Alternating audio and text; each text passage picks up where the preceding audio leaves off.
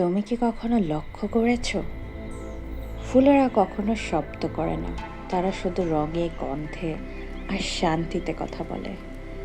এক একটা ফুল যেন এক একটা মনের ভাষা। ফুলটা হলো আবেগ, একদম নিঃশব্দ ভালোবাসা।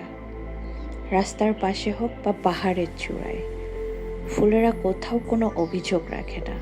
তারা শুধু ফুটে ওঠে, আবার ঝরে যায় নিজের মতো।